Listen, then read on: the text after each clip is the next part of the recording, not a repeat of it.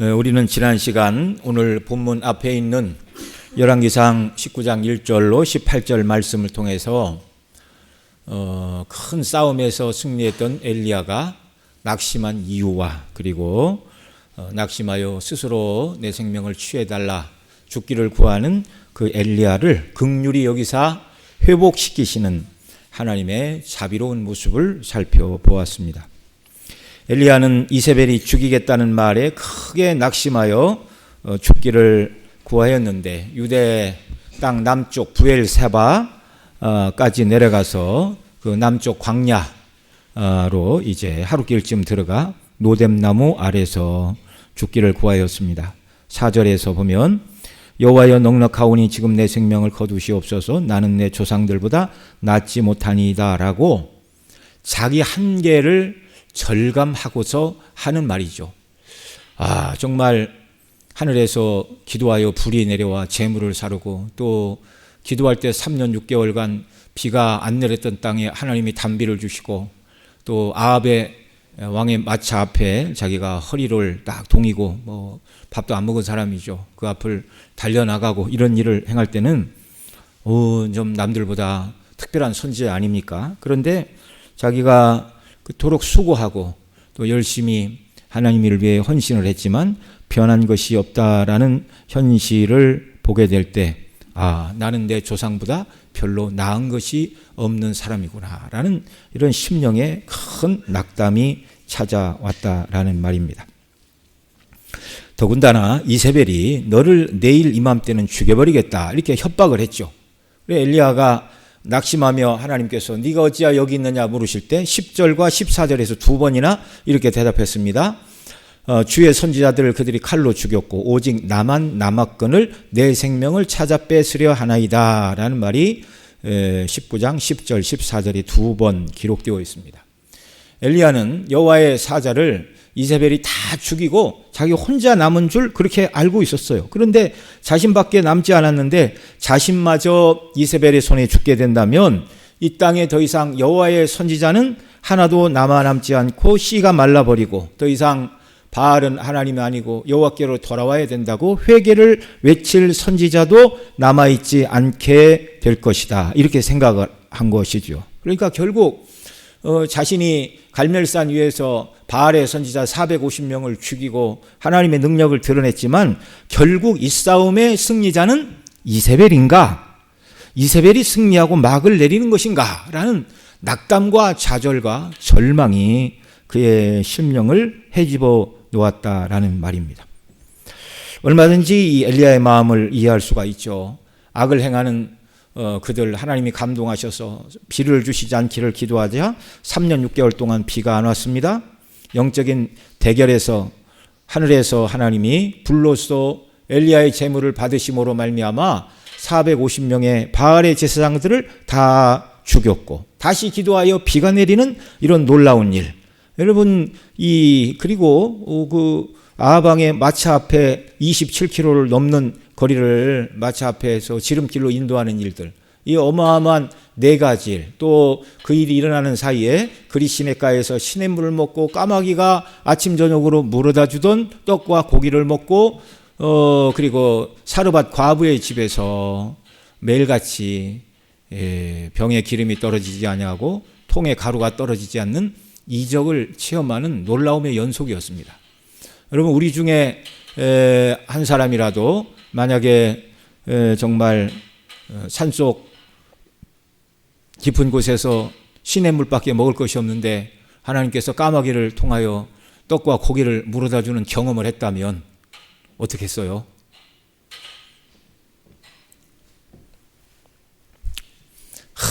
하나님은 놀라우시고 어떻게 내가 거기 있는 줄 아시고 떡과 고기를 물어다가 정확히 나한테 공급해 주시는가? 여러분 정말 이게 까마귀는 이성 있는 그런 짐승이 아니잖아요. 훈련시켜서 하는 것도 아니고 그런 하나님의 놀라운 행사를 하나만 맛봐도 정말 우리의 마음이 굉장하게 부풀어올 것입니다. 그런데 엘리야가 하나님의 능력 가운데 행한 일들은 정말 하나님이 하나밖에 없는 나를 붙들고 쓰시는구나. 이제 바알의 제사장들도 다 죽어버리고 왕도 하나님이 살아계신 것을 눈으로 목격했으니 이제 백성들이 회개하고 주께로 돌아오는 것은 시간 문제이다라는 이런 이스라엘의 부흥을 바라는 열망의 부푼 마음이 푹 꺼져버리는 건 하룻밤이 지나면 족하였습니다. 이세벨이 너를 죽이겠다 이렇게 말할 때 죽는 것도 문제이지만 내가 꿈꾸던 부흥은 이제 오지 않는가? 이 도대체 무슨 일인가? 자신이 원하던 부흥은 임하지 않았고 또 정말 그 부흥을 막는 주체가 이세벨 너무나 커 보였죠. 한편 서운한 마음도 있었을 것입니다. 왜 하나님은 이 악한 이세벨을 처단하고 강권적으로 좀 아방에게 하나님이 역사하셔서 우상 숭배에서 돌이키게 하시면 좋을 텐데 왜 그렇게 하지 않으시는가? 왜 하나님께서는 이런 상황에서 눈을 감고 계시는 것 같은가? 왜 잠잠히 정말 하나님은 침묵하고 계시는가? 이런 것들이 종합적으로 엘리야를 괴롭히는 그런 마음의 그런 동요들이었다라는 말입니다. 이때라도 엘리야가 하나님 앞에 엎드려 하나님 명령대로 제가 다 했는데 상황이 변하지 않습니다. 어떻게 하면 좋을까요라고 엎드리고 기도했어야 했는데 이 정도 되자 엘리야가 기도하지 않았습니다. 정말 우리와 똑같은 성정이 똑같은 사람이로되 비 오지 않기를 위하여 기도하자 하늘에서 비가 내리지 않았고 다시 비 오기를 위하여 기도하자 하나님이 비를 주셨다라고 야고보에서 그가 간절한 기도의 사람인 것을 말해 주었는데 이세벨이 죽이겠다라는 이 말을 듣고 나음부터는 이제 기도하지 않고 있습니다.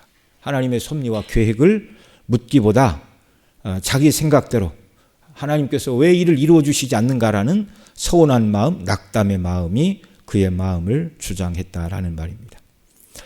여러분 제가 엘리야의 마음속을 다 들어갔다 나온 것도 아니고 엘리야만큼 하나님을 사랑하고 그렇게 능력에 붙들려 쓰임받은 선지자가 어디에 있습니까? 그러나 위대한 하나님의 선지자라 할지라도 하나님의 마음과 선지자의 마음이 항상 일치하지 않을 수가 있다는 걸 우리는 이 성경 말씀을 통해서 확인을 하게 됩니다. 이제 엘리야의 이야기를 말하고자 함이 아니라 우리도 하나님이 철저하게 하나님의 뜻과 계획을 묻기보다 우리 생각을 앞장 세우고 나가다 보면은 낙심하고 좌절할 때가 올 수 있다라는 것을 기억을 해야 됩니다. 오스 긴이라는 그 기독교 이제 책을 쓰시는 훌륭한 목사님이 계시는데 그 소명이라는 책에서 고상한 마음이 짓는 탁월한 죄라는 챕터에서 이렇게 얘기를 합니다. 윌리엄 골딩의 소설 첨탑이라는 책을 인용하여 사람이 하나님께 받은 소명과 인간의 욕심을 잘 구별해야 된다. 이제 그 얘기를 하면서 이렇게 말해요. 그 첨탑의 소설의 내용은 이렇습니다. 1220년 4월 28일 세리스베리 성당이 초석을 놓은 이래 첨탑을 세우거나 첨탑에 기초를 놓을 계획이 없었다. 그 성당은 1266년 그러니까 초석을 놓은 이래 46년 만에 완공이 되었는데요. 그것은 은혜로울 뿐만 아니라 보기 드문 건축학적 통일성을 갖춘 영국 초기 양식의 완벽한 본보기였다. 그러나 오늘날 세리스베리 성당은 영국에서 가장 높은 우아한 첨탑으로 유명하다. 그 첨탑은 14세기에 추가가 되었는데 그러니까 완공되고 100년이 지난 다음에 그 당시 사제장이 모든 건축학적인 지혜를 거스려 만든 편집광적인 이기주의의 기념물로 추정된다. 그러니까 건축이 끝나고 100년 후에 어떤 사제장 그러니까 그 사제들의 우두머리가 이걸로 만족하면 안 되고 첨탑을 올려야 된다 이렇게 주장을 했다 그런 말입니다. 오늘날 그 성당을 방문하는 방문객은 맨눈으로 심하게 비틀린 기둥들을 볼 수 있다. 골딩의 도덕적 우화에 나오는 두 주인공은 조셀린 사제장과 로제인데 이 조셀린은 첨탑 건축을 고집하는 사제장이었고 로제는 반대하는 건축가였다. 이 로제는 건축물의 특성상 첨탑이 어울리지 않는다고 반대를 했는데 조셀리는 첨탑을 세우는 것이 하나님의 뜻이고 요구라고 말하여 결국 사람들을 설득시키고 그 일을 이루었다. 이제 그런 얘기입니다. 여러분께 성경에 보면 인간의 지혜와 상식을 뛰어넘어 하나님께서 뭔가를 요구하시는 내용들이 분명히 나옵니다. 예를 들면 이런 거죠. 노아에게 산 꼭대기에서 방주를 건축하라라고 하신 것. 방주는 물에다 지어 강이나 바다에 만들어야 되는데 산에다가 방주를 지으라고 하니까 사람들도 비웃었죠. 그러나 너무나 확실한 하나님의 명령이기에 노아는 순종했습니다. 또 호세아에게 음탕한 여인을 고멜과 결혼하라고 명하신 것. 정말 보통 때는 있을 수가 없는 일이죠. 또 아브라함에게 아들 이삭을 제물로 바치라고 한 것. 네. 아브라함에게 이삭을 제물로 바치라고 한 것은 하나님께서 당신의 아들 예수 그리스도를 이 땅에 우리를 위한 희생의 제물로 보내실 것을 예표적으로 보여주는 그런 사건이었죠. 그러나 아브라함은 그 모든 것을 다 이해하지 못했지만 명백한 하나님의 음성을 듣고 하나님의 뜻인 것을 알았기 때문에 그 일에 순종을 했습니다. 그러니까 하나님께서 불가능해 보이는 어떤 것을 사람들에게 명하실 때는 분명하게 하나님의 영광을 드러내시고 약속하시고 그것을 이룰 수 있는 힘과 은혜를 주십니다. 그런 하나님의 약속을 붙들고 나가는 건 바른 믿음이에요. 그러나 우리가 구분해야 되는 것은 하나님께서 명하시지도 않으셨고 비전을 주신 것도 아닌데 나 혼자 거창하게 비전과 프로젝트를 세우고 하나님이 내게 주신 비전이다 이렇게 생각하는 것들은 잘 경계해야 한다 그런 말입니다. 이것은 소명의 이면에 자만심의 유혹이 도사리고 있다라는 것을 지적하는 것이죠. 정말 얼마든지 사람이 연약하기 때문에 진리가 왜곡될 수도 있다 그런 말입니다. 네, 이런 것들을 잘 분별을 해야죠. 네. 우리는 믿음으로 하나님께서 우리에게 주신 소명을 잘 구별하고 온전히 순종하고 복종하는 지혜와 은혜가 있기를 바랍니다. 모든 것은 내가 계획하고 꿈꾸는 대로 다 하나님이 이루어 주셔야 될 의무가 없어요. 저와 여러분 모두는 하나님이 한 시대에 부르셔서 사용하시고 쓰시는 하나님의 일꾼들이고 종들임을 믿으시기 바랍니다. 내 마음속으로 대단하게 큰 비전과 뜻을 세우고 그 일을 이루기를 원하나 그 비전이 하나님의 뜻이라면 하나님 이루어 주시겠죠. 그러나 하나님께서 그것이 내 뜻이 아니라 너를 향한 내 뜻은 이거라고 말씀하시면 겸손하게 하나님 뜻에 순종하는 것이 참된 지혜다는 걸 우리가 기억을 해야 됩니다. 하나님께서 지치고 낙심한 엘리야를 회복시키시는 방법은 무엇이었죠? 먼저 먼 길을 걸어온 엘리야를 지친 몸과 마음을 쉬도록 깊은 잠이 들게 하셨습니다. 그리고 깨워서 물과 떡을 먹고 마시게 하셨고 천사를 통하여 그의 몸과 낙심한 마음을 어루만지게 하셨습니다. 여러분 사람은 몸이 피곤하고 마음이 낙심이 되면은 반드시 영적으로도 문제가 생길 수 있다라는 걸 기억을 해야 됩니다. 우리의 몸과 우리의 마음과 우리의 영혼은 별개가 아니고 다 그게 다 합해서 하나의 인격을 구성하는 것이기 때문에 그렇습니다. 그래서 낙심한 사람들은요 잠도 좀 푹 자고 쉬고 정말 영양을 충분히 섭취하는 것도 필요합니다. 하나님께서 엘리야에게 그런 은혜를 주셨어요. 그러나 무엇보다 믿음의 사람에게 있어서 참된 회복은 하나님의 말씀 앞에 그를 다시 세우시는 것이었습니다. 여호와께서 엘리야에게 떡과 물로 먹이시고 육체에 힘을 주시고 40주야를 걸어서 하나님의 산 호렙에 이르게 하셨어요. 모세가 소명을 받았던 산이 바로 그 호렙산이죠. 네.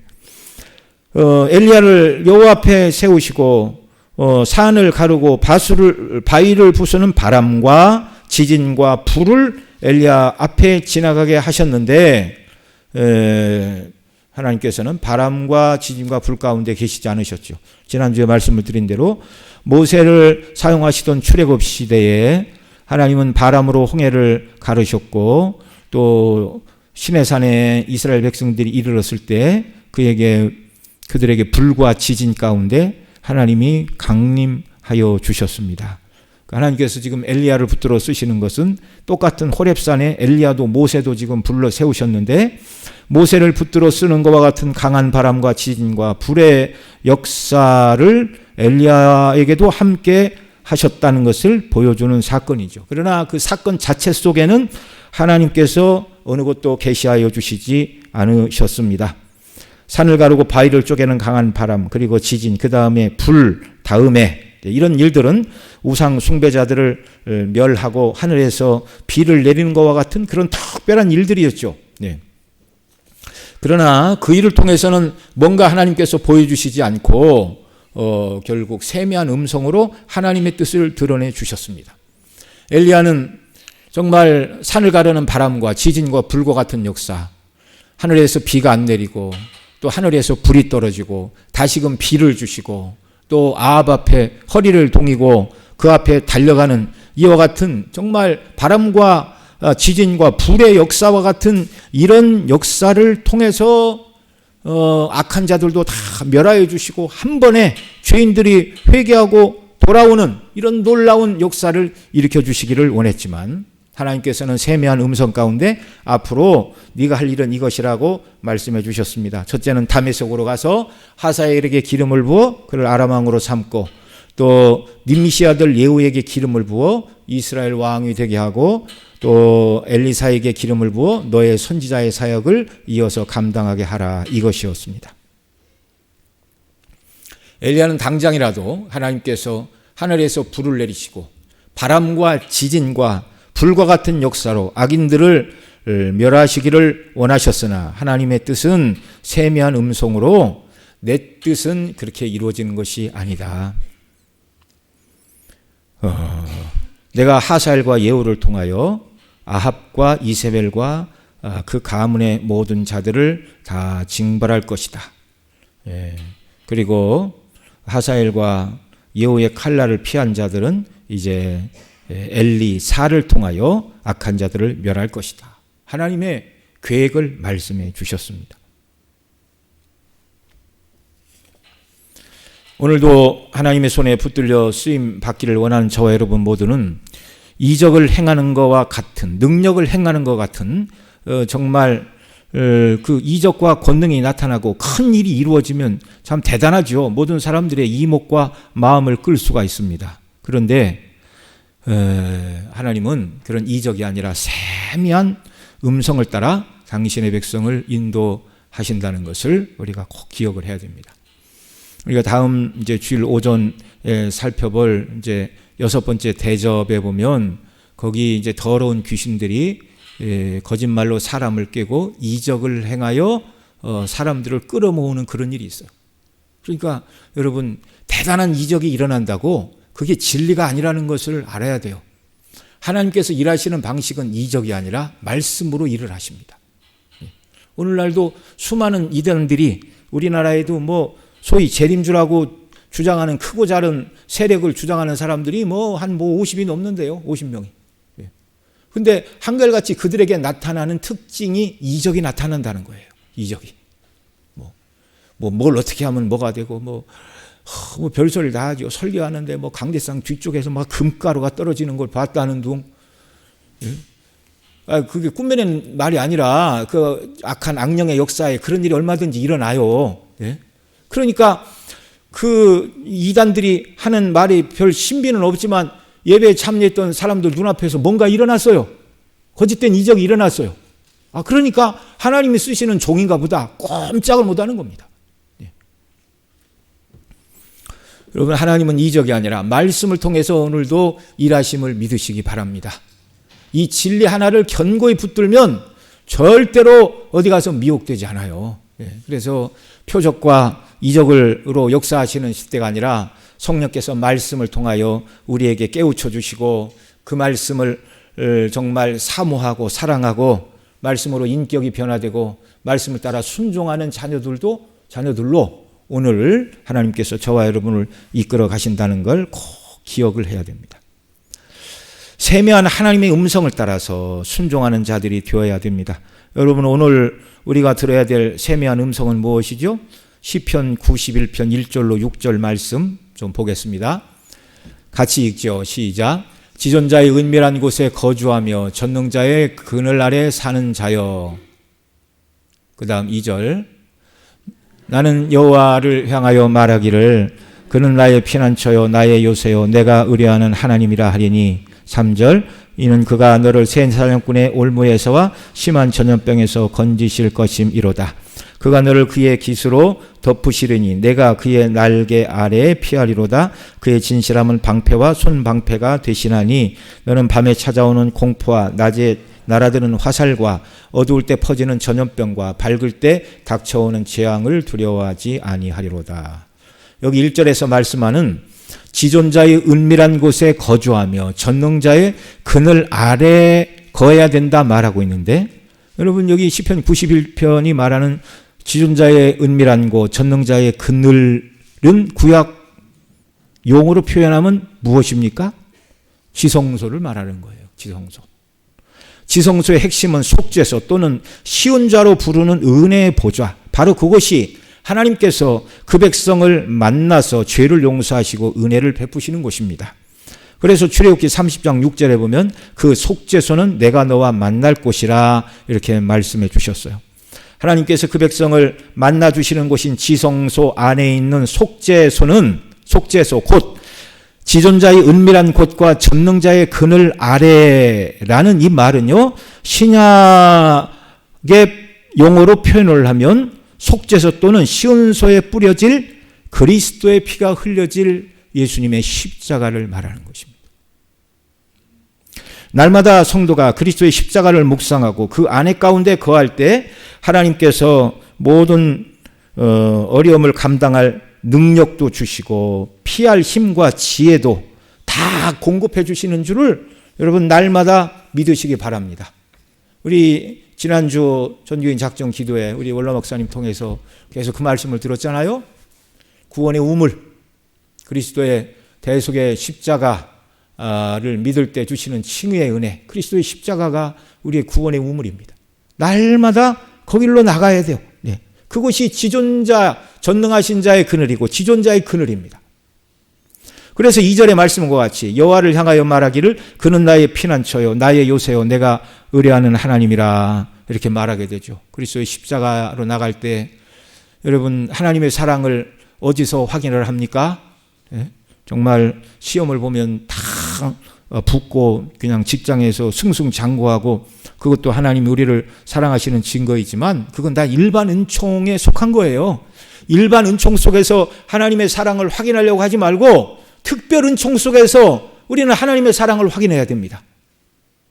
왜냐하면 일반 은총 속에서 하나님의 사랑을 확인하려고 들면 우리가 낙심이 돼요. 대한민국의 재벌 10손가락으로 다 꼽아보면 거기 하나님을 신실하게 경외하는 사람이 얼마나 될까요? 저는 잘 모르겠어요. 어느 재벌이 하나님을 잘 섬기는가. 근데 이제 제가 별로 그런 얘기 들어본 적이 없는 것 같습니다.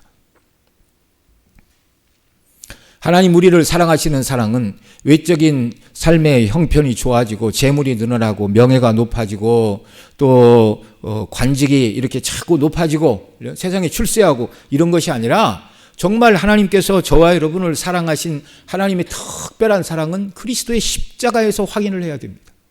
우리가 늘 그 말씀 듣잖아요. 우리의 모든 죄짐을 대신 다 짊어지시고 우리가 받아야 될 저주와 형벌을 대신 담당하시고 그 예수님을 믿을 때 하나님의 자녀가 되는 복락,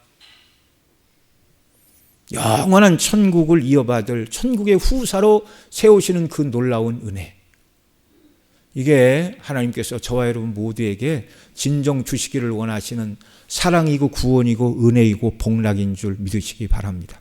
네. 자, 이것을 날마다 묵상하고 나아가는 사람은요, 그 다음 시편 91편 3절 이하에서 이렇게 말하죠. 이는 그가 너를 새 사냥꾼의 올무에서와 심한 전염병에서 건지실 것임이라. 그가 너를 그 깃으로 덮으시니 내가 그 날개 아래 피하리로다. 그의 진실함은 방패와 손방패가 되나니 너는 밤에 찾아오는 공포와 낮에 날아드는 화살과 어두울 때 퍼지는 전염병과 밝을 때 닥쳐오는 재앙을 두려워하지 아니하리로다. 하나님의 은혜를 묵상하고 그 안에 거할 때 정말 모든 일을 감당할 힘과 은혜를 주시고 또 하나님께서 우리에게 닥치는 모든 일들이 그 의미가 무엇인가를 알게 하시고 능히 감당할 힘도 주시고 또 낮에도 말씀을 드렸지만 비록 몸에 질병이 찾아온다 할지라도 그것이 저주가 아니고 감사와 기쁨으로 반응할 수 있는 모든 복의 근원, 구원을 우리에게 다 베풀어 주셨어요. 모든 어려움을 이길 힘과 능력은 그리스도의 십자가의 대속의 안에 있다라는 것을 우리가 체험하며 하루하루 살아가는 귀한 역사가 있기를 바랍니다. 모든 문제를 다 끌고 글로 가야 돼요. 오전에도 말씀을 살펴봤지만 그리스도 안에서는 죽어도 천국입니다. 죽어도 영광의 나라입니다. 성도에게 이보다 더 큰 영광이 어디 있습니까? 이게 십자가의 능력이에요. 우리는 예수 그리스도의 십자가의 대속의 사랑으로 늘 충만하여 기쁨을 가지고 능력밖에 큰 일을 이루겠다 하지 말고 주님이 명하신 그 일을 온전히 하루하루 감당하며 주와 동행하며 주님과 순종하는 역사가 있기를 바랍니다. 제가 여러 번 말씀드렸죠. 이게 뭐라고요? 이게 인생 성공이라고요. 그렇게 살아가는 것이 하나님의 뜻이라고요. 오늘 본문 열왕기상 19장 19절로 21절 짧은 세 구절에서는 여호와께서 엘리야에게 명하셨던 세 가지 일 중 세 가지 일은 첫째는 다메섹으로 가서 하사엘에게 기름을 부어 아람 왕을 삼으라는 것이었고 둘째는 님시 아들 예후에게 기름을 부어 아합 왕가를 대신할 이스라엘의 왕으로 삼으라는 말씀이었고 세 번째가 아벨 무홀라로 가서 사밧의 아들 엘리사에게 기름을 부어 너를 대신할 선지자가 되게 하라고 하신 세 가지 말씀 중에 오늘 우리가 읽은 말씀은 오직 하나 사밧의 아들 엘리사를 자기의 제자로 부르는 내용만 기록하고 있습니다. 지난 시간에도 말씀을 드린 것처럼 다메섹에 가서 하사엘에게 기름을 붓고 아람 왕으로 하나님이 세우셨다는 것을 전한 것은 엘리야의 제자인 엘리사가 한 일이었고요. 또 예후에게 기름을 부어 하나님께서 너를 왕으로 세우시기를 원하신다라는 것을 전한 것은 엘리사가 보낸 선지 생도 중에 한 사람이 그를 홀로 방으로 데려가 기름을 붓고 그 얘기를 하고 얼른 도망쳤어요. 그리고 전쟁 중에 있던 사람들이 저 하나님의 저 선지 생도가 뭐라고 하더냐 그랬더니 아유 글쎄 나한테 갑자기 기름을 붓더니 이스라엘의 왕으로 세웠다고 그러네요. 그래서 사람들이 겉옷을 벗고 예후를 왕으로 그렇게 이제 세우는 그런 일이 있었습니다. 자, 그러니 하나님께서 세 사람에게 기름을 부어 세우라 말씀하신 이 일은 엘리야뿐만 아니라 엘리야가 엘리사를 불렀고 엘리사는 하사엘에게 기름을 부었고 예후에게는 엘리사가 보낸 사환이 가서 기름을 붓는 이런 일들 그 모든 일의 전체적인 책임을 엘리야에게 말씀하신 것으로 그렇게 이해를 할 수 있습니다. 자, 오늘 19절 같이 읽죠. 본문 19절 시작. 엘리야가 거기서 떠나 사밧의 아들 엘리사를 만나니 그가 12겨리소를 앞세우고 밭을 가는데 자기는 12째 겨리소와 함께 있더라. 엘리야가 그리로 건너가서 겉옷을 그 위에 던졌더니 자, 엘리야가 거기서 떠나 사밧의 아들 엘리야를 만나니 굉장히 짧은 말이죠. 그런데 호렙산에서 엘리야가 살던 아벨 무홀라는 매우 먼 거리였습니다. 그러니까 광야로 들어가서 유대 땅 부엘세바에서 광야로 하룻길 들어가고 거기서 하나님이 주시는 떡과 물을 마시고 40일간 호렙산으로 갔잖아요. 예. 그리고 이제 이 아벨 무홀라는 그 유다 남단 부엘세바에 있는 것도 아니고 한참 거슬러 올라가야 돼요. 갈릴리 호수에서 32km 아래에 있어요. 그러니까 굉장히 먼 거리입니다. 수백 킬로를 걸어가야 돼요. 그런데 여기는 그냥 엘리사가 거기서 떠나 호렙산에서 떠나 사밧의 아들 엘리야를 만나러 가니 그가 12겨리소를 앞세우고 밭을 가는데 이렇게 말하고 있는데 40일이 넘는 먼 거리를 걸어간 거예요.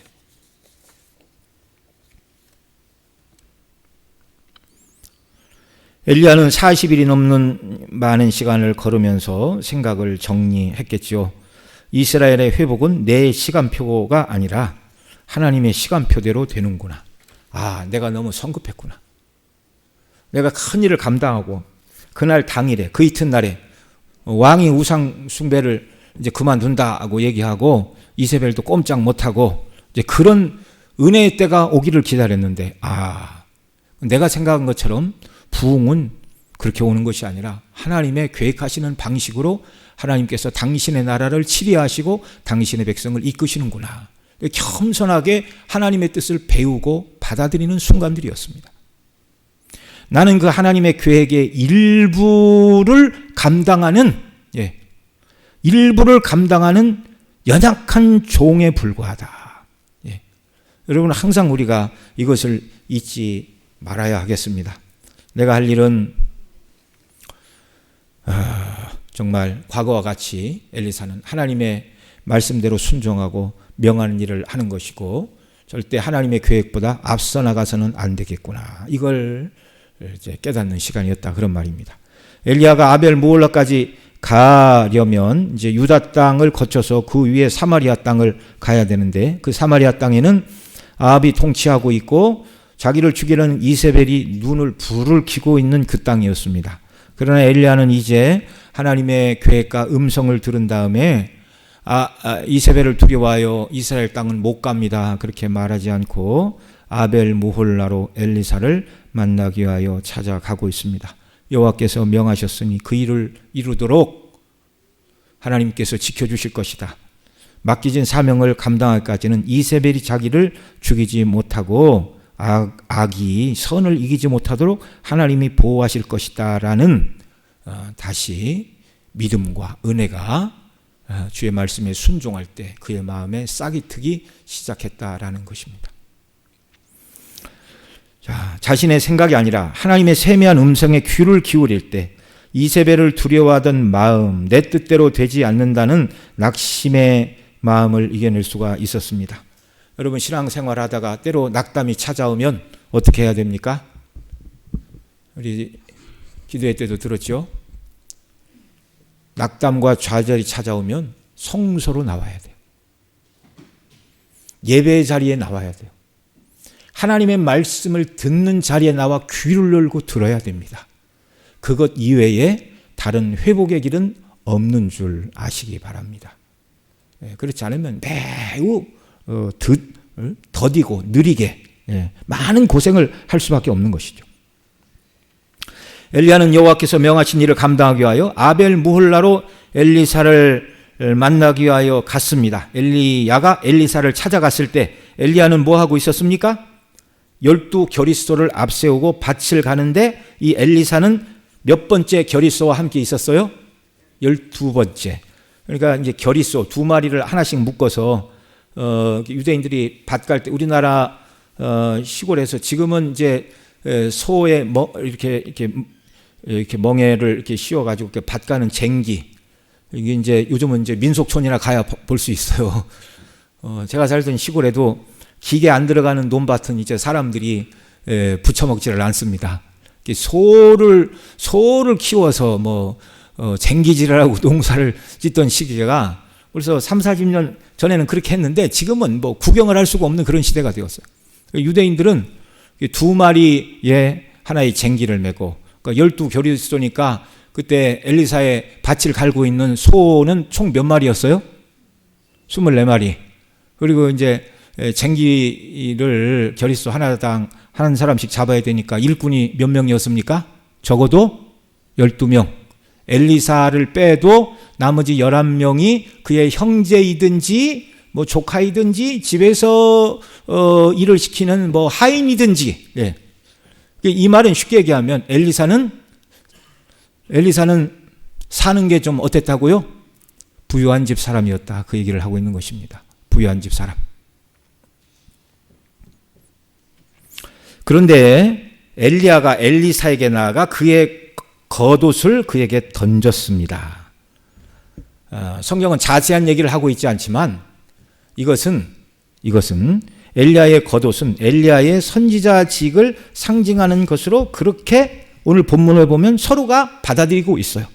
자세한 이야기가 오가지 않았으나 엘리사는 엘리야가 자기에게 겉옷을 벗어 던지자 이것이 자기를 제자로 부르는 것이란 걸 깨닫고 정말 그 부름에 응답을 하고 있죠. 훗날 여호와께서 엘리야를 하늘로 산채로 데리고 가실 때 불수레와 불말이 나타나 그 둘 사이를 떨어뜨리고 엘리야가 회리바람을 타고 승천할 때 하늘로 올라가던 엘리야의 몸에서 뭐가 떨어졌어요? 겉옷이 떨어졌어요. 겉옷이. 그러자 엘리사가 그 겉옷을 취하였고 요단 강가에 이르러 그 겉옷으로 물을 치며 뭐라고 말했습니까? 엘리야의 하나님 여호와는 어디 계십니까? 라고 말하고 요단물을 칠 때 요단물이 이리저리 갈라지고 엘리사가 요단강을 건너가는 그런 일이 있었습니다. 그러니까 엘리야의 겉옷은 선지자의 직을 상징하는 것이었습니다. 자, 엘리야가 겉옷을 자기에게 던지자 엘리사는 여호와께서 엘리야를 통하여 자기를 지금 선지자로 부르신다는 것을 깨닫고 그 다음 20절 같이 읽습니다. 한 번 더 읽습니다. 시작. 그가 소를 버리고 엘리야에게로 달려가서 이르되 청하건대 나를 내 부모와 입맞추게 하소서. 그리한 후에 내가 당신을 따르리이다. 엘리야가 그에게 이르되 돌아가라. 내가 내게 어떻게 행하였느냐 하니라. 자, 엘리사는 엘리야가 자신을 제자로 부를 때 먼저 부모에게 가서 입맞추고 돌아왔습니다. 이 말은 하나님께서 자기를 선지자로 부르셨으니 더 이상 집에서 부모님을 모시고 농사 지을 수 없는 소명자가 되었다는 것을 말씀드리는 것이죠. 여러분 신약에 보면 쟁기를 잡은 자가 뒤를 돌아보는 것이 옳지 않다 뭐 그런 표현이 있는데 여러분 선지자로 어떤 예수님이 부르시자 내 부모를 장례 지내게 하소서 그거하고는 지금 다른 경우예요. 이해가 되시죠? 엘리야를 따라 나서는데 부모한테 가서 인사도 안 하고 가면 됩니까? 안 됩니까? 그런 걸 하나님이 하지 말라고 그러는 게 아니에요. 내 부모를 장례 지내게 하소서 그러면 늙은 부모가 다 죽을 때까지 모시다가 주님을 따르겠습니다. 그러니까 죽은 자들로 죽은 자를 장사하게 하라 그런 말씀이지. 여기 엘리사가 엘리야의 부름을 받고 하나님께서 자기를 부르신 것을 알고 부모에게 가서 인사하고 떠나는 건 이건 지극히 정상적인 일입니다. 네. 네. 그래 내 부모와 인사하게 하소서 그렇게 말하니까 엘리야가 돌아가라 내가 내게 어떻게 행하였느냐 이렇게 말했는데요. 이 말은 내가 결정해서 해야 될 일이다. 이제 그런 의미입니다. 자, 21절 같이 읽습니다. 시작. 엘리사가 그를 떠나 돌아가서 한 겨릿소를 가져다가 잡고 소의 기구를 불살라 고기를 삶아 백성에게 주어 먹게 하고 일어나 엘리야를 따르며 수종 들었더라. 아멘. 여기 엘리사가 소를 잡고 기구를 불사르는 것은 과거의 삶과의 단절을 상징하는 것입니다. 한 겨리의 소, 곧 두 마리 소를 잡아서 고기를 삶아 백성들에게 주는 것은 지금껏 지켜주신 하나님의 은혜를 함께 기념하고 감사하는 행동이며 기구를 불사른 것은 이제 하나님의 부르심에 순종하는 나의 삶은 더 이상 밭 갈고 농사를 짓는 이런 삶이 아니고 이제 이 삶은 끝났다라는 것을 선언하는 그런 상징적인 행동이었습니다. 그리고 엘리야를 따라 떠나고 그를 수종 들었습니다.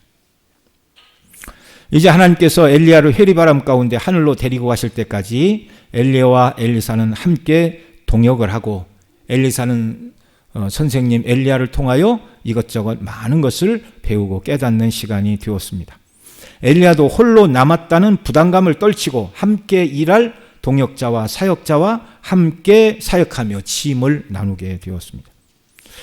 엘리야는 갈멜산 전투로 인해서 영적인 싸움이 끝날 것을 기대했다가 그렇지 못한 현실을 인하여 낙심하고 죽기를 구하는 데까지 그가 낙담하고 심령이 좌절하고 깊은 침체에 떨어졌으나 하나님께서는 낙심한 엘리야를 사랑으로 돌보시어 먹이시고 재우시고 기력을 회복하시고 무엇보다 세미한 음성으로 하나님이 어떤 분인가, 앞으로의 계획이 무엇인가, 역사의 주관자이신 하나님께서 어떻게 이 나라를 이끌어 가실 것인가를 세미한 음성으로 들려주시고 나는 너만 붙들고 쓰는 게 아니라 너의 뒤를 이어 사역을 감당할 엘리사를 통해서도 나는 내 일을 이룰 것이다. 이걸 깨달아 알게 하셨습니다.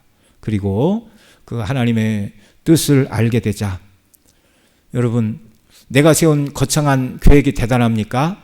내가 생각할 때 하나님의 계획은 그렇게 거창해 보이지 않는데요 라고 느껴지는 뜻이 있다면 뭘 붙들어야 돼요? 하나님의 뜻을 붙들어야 되죠. 그냥 우리는 피조물이고 일꾼이에요.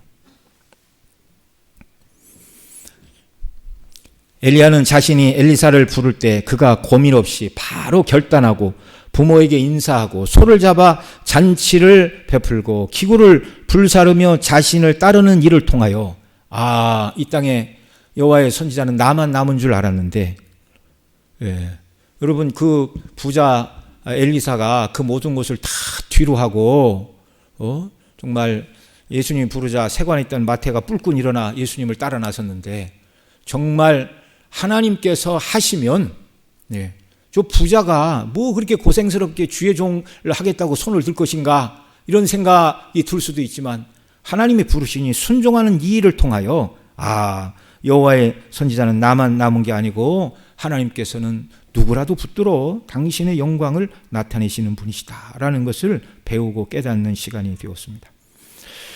여러분, 때때로 우리에게 이런저런 어려움들을 인하여 마음이 낙심되는 때가 있습니까? 우리는 어디로 가야 될까요? 지존자의 은밀한 곳, 곧 그리스도의 십자가로 날마다 달려가는 역사가 우리에게 있기를 바랍니다. 여러 번 말씀을 드렸지만 욥은 재산을 다 빼앗기고 자녀 아들 7, 딸 3이 한날에 다 죽고 자기 몸에 질병이 찾아와 기와장으로 피부를 박박 긋고 있는 그 형편, 그 욥의 몰골을 볼 때 그의 아내도 너무 기가 막혔어요. 그래서 당신 뭐합니까? 하나님을 욕하고 죽으시오라고 악담을 퍼부을 만큼 가장 열악한 환경임에도 불구하고 가장 큰 어려움이 3가지가 한꺼번에 닥쳐왔지만, 그러나 욥은 낙담하고 좌절하지 않고 계속 하나님 면전에 있었어요.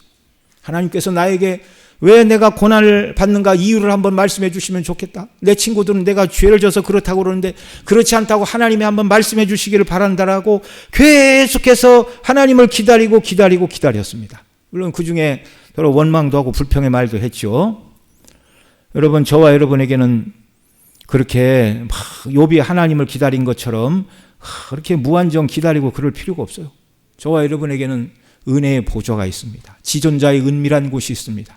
그리스도의 십자가로 곧장 나아가 대속의 은혜와 사랑을 묵상하고 이 사랑을 더 깨닫게 해주시고 예수님의 십자가로 말미암아 하나님이 나에게 주신 은혜가 무엇인가를 더 깨닫게 해주세요라고 기도할 때 성령께서 그 사랑을 깨닫게 하시고 새 힘을 주시고 우리가 당면한 모든 일들을 능히 감당할 힘과 은혜를 베풀어 주실 줄 믿습니다. 기도드리겠습니다. 우리 함께 기도합니다. 사랑하시는 아버지 하나님, 우리가 힘들고 어려운 인생의 난제와 고비를 만나고 영적인 좌절과 낙담이 될 만한 때에 우리가 어찌해야 되겠습니까? 지존자의 은밀한 곳에 나아가게